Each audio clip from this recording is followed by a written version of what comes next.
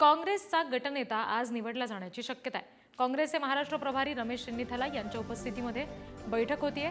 नागपुरात आज काँग्रेसची महत्त्वाची ही बैठक पार पडणार आहे, ज्या दरम्यान गटनेता निवडला जाऊ शकतो।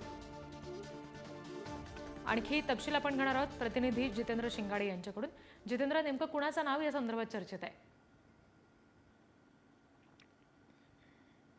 रिद्धी, आपण पाहिलेलं आहे की राज्याचं हिवाळी अधिवेशन हे सुरू झालेलं आहे। कालपासून सुरू झालेलं आहे, आजचा दुसरा दिवस आहे। मात्र विधिमंडळामध्ये काँग्रेसचा गटनेता अजूनही निश्चित करण्यात आलेला नाही किंवा गटनेते पद जाहीर करण्यात आलेलं नाही, ते कोणाला मिळणार म्हणून।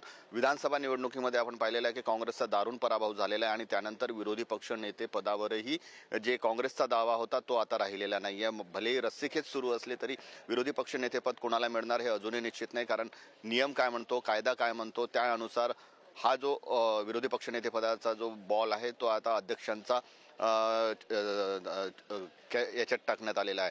त्यानंतर आता गटनेतेपद कोणाला मिळणार हा देखील एक महत्त्वाचा प्रश्न उपस्थित होतोय, कारण कालपासून हिवाळी अधिवेशन सुरू झालं असताना काँग्रेसला गटनेत्या पदाशिवाय किंवा गटनेत्याशिवाय काँग्रेसला आपल्या इथे विधान भवनामध्ये एंट्री करावी लागलेली होती। त्यानंतर आज रमेश चेन्नीथला महाराष्ट्राचे काँग्रेसचे प्रभारी नागपुरात येणार आहेत। सुरुवातीला त्यांचा दुपारचा कार्यक्रम होता, मात्र आता जी माहिती मिळते त्यानुसार ते संध्याकाळी पोहोचणार आहेत आणि आल्यानंतर ते लगेच काँग्रेसचे नेते, पदाधिकारी, उमेदवार आणि आमदार यांच्यासोबत चर्चा वेगवेगळ्या करणार आहेत आणि त्यानंतर काँग्रेसचा गटनेता निवडले जाण्याची दाट शक्यता आहे।